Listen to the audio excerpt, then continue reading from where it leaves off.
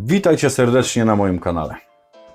Co ja dzisiaj chciałbym Wam pokazać, co zrobić, gdy mamy trochę bałaganu na warsztacie, chociaż tutaj u mnie nie ma bałaganu na warsztacie, ale mam bałagan w pewnych narzędziach i dlatego muszę zrobić sobie półkę.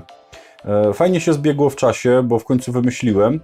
Do zabawy zaprosiły mnie dwa kanały: SWG Stolarnia w Garażu oraz kanał Można Samemu. Pozdrawiam Was, panowie. I dzisiaj takie oto kantówki. To jest kantówka o wymiarach 100 na 100.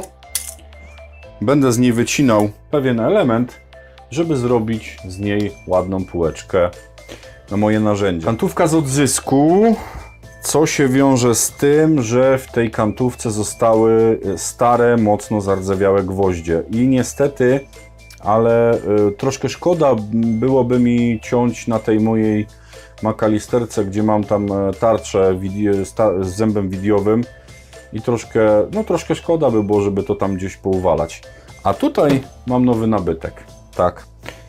Dostałem od firmy Evolution do testów nową piłę stołową. Już pan James się gdzieś tam nawet zapytywał, czy ja jeszcze żyję, więc hello James.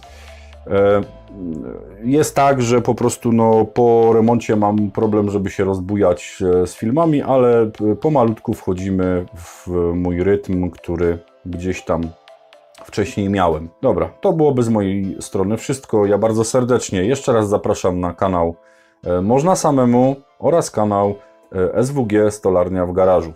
Pozdro, bez pitolenia, Olo76.